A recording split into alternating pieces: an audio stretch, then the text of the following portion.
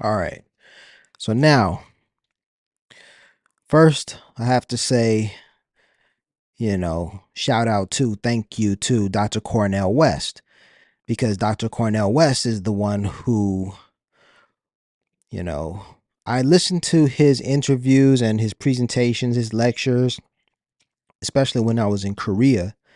Um, and and also, I thought I was on the same level as Dr. Cornell West because Tavis Smiley and Cornell West at one time, maybe in 2010, 2011, 2012, I don't know what year it was. It was around that time, however. But they traveled to China. And I was like, dang, I'm in South Korea and Dr. Cornell West and Tavis Smiley, wow, they're in China. They're just 2 hours away, a 2 hour flight away from me. So I felt like, man, we're on the same wavelength because we're seeing the world together from the perspective of Asia. So I thought that was cool. But Dr. Cornell West, in his lectures and in his interviews, talked about John Coltrane, the jazz musician, the jazz great, and John Coltrane. So the thing about John Coltrane is that his mission on earth was to heal people and to enlighten the people, right? Healing and enlightenment through his music. This was his goal. He wanted to heal people and enlighten them. And so in particular, this video that I watched online about the what is it, the church of John Coltrane in San Francisco, they mentioned that John Coltrane, it says, I quote, isolation inspired his spiritual awakening. He sat in the attic alone. All right, that's what they said to describe his experience. Isolation inspired his spiritual awakening. So in my story, same thing. I was isolated. I was far away in the desert of Oman when when I had this epiphany, right? Um, this documentary, they talk about John Coltrane. They said that he sat in the attic alone, and that's when I guess his epiphany came to him, the moment of clarity, and then he was able to write his album. John Coltrane wrote his album when he was in the attic. He got it. It came to him. He got it, and he came down from the attic and he presented his work. In my case, I was in the desert. I was all alone. Events, international events were, affecting my psyche. And a moment of clarity, came to me and I could understand why these international events had occurred. And then I felt that it was my job to bring these stories together, to put all of my ideals together.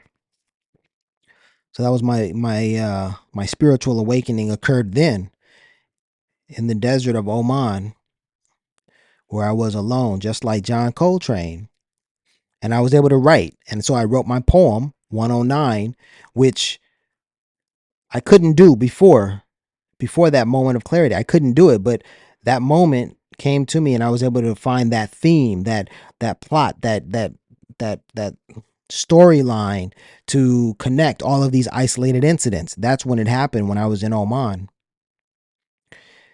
John Coltrane said to his wife, for the first time, I've received it all at once. And I can understand that. I can relate to that because that's how I felt. First, I saw the cover of my book, 109, but then I received it all at once when I was in the desert of Oman. Yeah, deep stuff, right?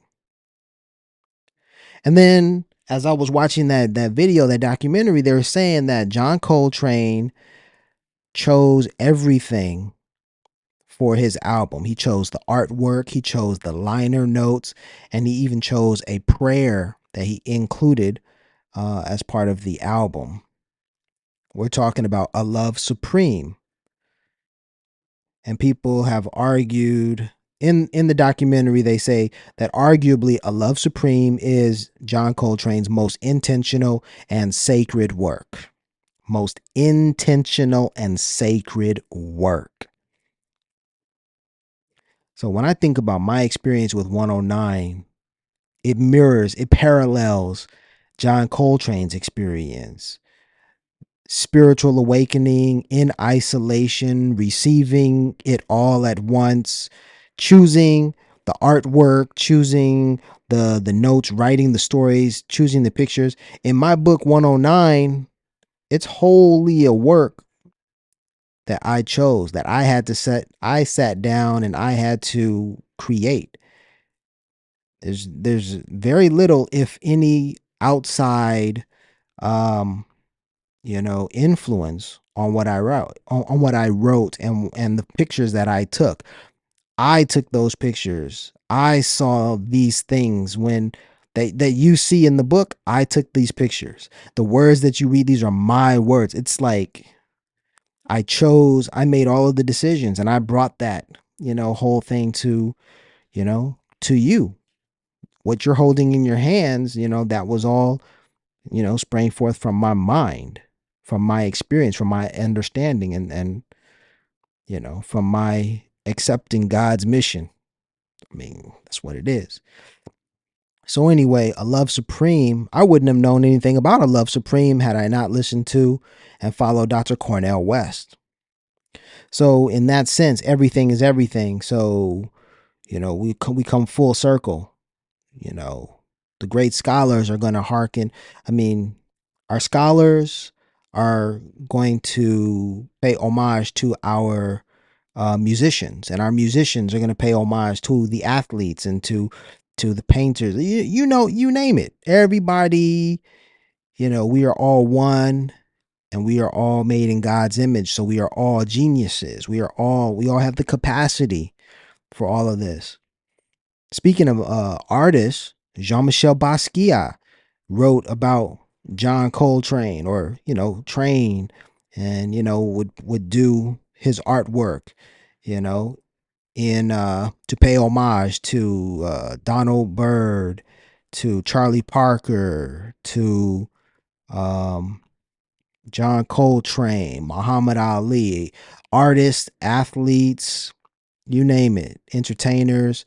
Jean-Michel Basquiat paid homage you know, to the gods. And then so my story 109 is following the same tradition of John Coltrane's A Love Supreme. Period.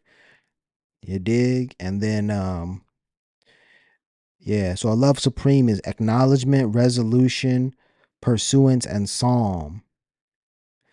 And those four components for John Coltrane, he was presenting the path to enlightenment. And essentially that's what 109 is. 109 is the path to enlightenment. It's the path to, or it's the affirmation of knowledge of self. When you have knowledge of self, you will do right by yourself, or do right by your God. That's what John Coltrane, that's what the whole Church of God of John Coltrane was about prayer, meditation, and fasting. It's deep, y'all. It's deep. 109, John Coltrane, Dr. Cornel West, Jean-Michel Basquiat, Dr. Greg Carr, Karen Hunter, Tavis Smiley, Paul Mooney, Dave Chappelle, and Bob Marley, Nipsey Hussle, Tupac Shakur, Eldridge Cleaver, Ahmad, Maceo Eldridge Cleaver.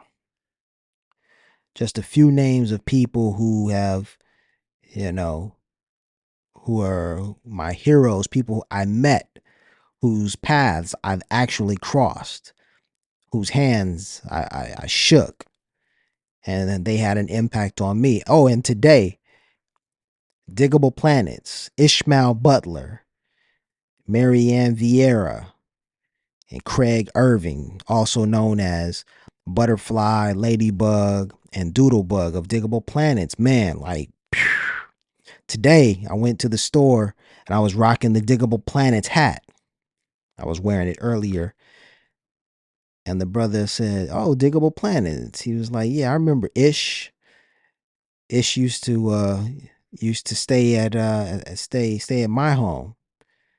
And I was like, "What?" He's talking about one of my heroes having lived with him, been a roommate with him. I'm like, "What?" He's like, "Yeah, man. I go way back. Ish was right there. Ishmael Butler." And then he went in and talked to more and he was like, Ish is, and he was referring to the past, so was, uh, you know, deep thinker, brilliant guy, a genius. And he said, man, he produced the music for Diggable Planets.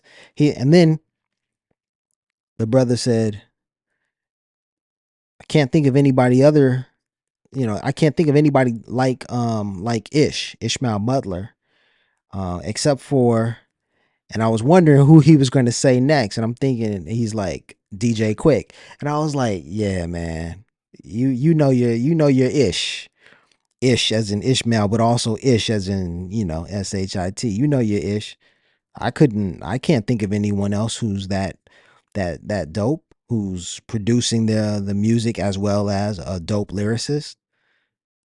So salute to that brother. I won't say his name and give out all these details. I just want to say, man, we never know who we're talking to at any given moment.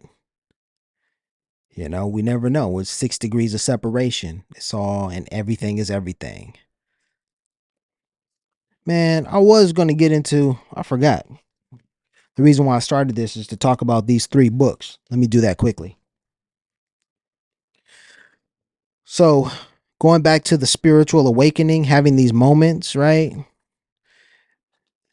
Here's the book that I got from Adrian in middle school, the autobiography of Malcolm X, right here. I'm actually reading it. I mean, shout out to Mai, and she just read chapter 16 at the marathon reading of Malcolm X, of the autobiography of Malcolm X in New York. She just read it. Anyhow, yeah, I'm reading it too, and I'm putting my voice, my recording on my iPod, on my podcast. Yep, so you can hear me read. I've done chapter 1 already. I'm into chapter 2. I haven't finished it. But Malcolm X said that he had a spiritual awakening, a moment when a vision of Elijah Muhammad came to him when he was in prison. Like, wow. And then he could, prostrate himself, and pray. Before that, he couldn't do it. Malcolm X had a spiritual moment. And part of my spiritual moment, occurred when I was in the desert and I had this book and I was learning about Ethiopian history. This is the Battle of Adwa. And I learned about the Battle of Adwa when I was in Ethiopia. And then I wanted to do more reading.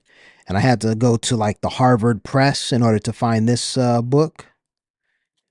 1896. It gave me some insight into Ethiopia. And then I was listening to Dr. Greg Carr and Karen Hunter, and they mentioned this book, The Sons of Sheba's Race. And that's when I went online to find a copy to get it, and I began reading it. And this is a first edition. It's a signed copy. This was over $100 for this book. And I began reading it, and I found it so powerful that the men, African American men in the 1930s and 40s, when the Italo-Ethiopian War was taking place, African American men wanted to fight in this war on the side of Ethiopia. But America, being what it is, racist nation that it is, and that it was at that time, of course, it hasn't changed. would not allow African Americans to fight, against a colonizer. Wow. Think about that in today's terms. If you, as an African American, decided, hey, I want to fight on the side of Palestine against Israel, right now, today, the United States would not allow Americans to, board planes and fly to Palestine to fight on the side of Hamas. Wow.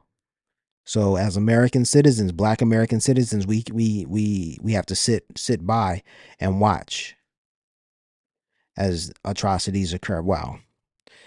Peace and blessings.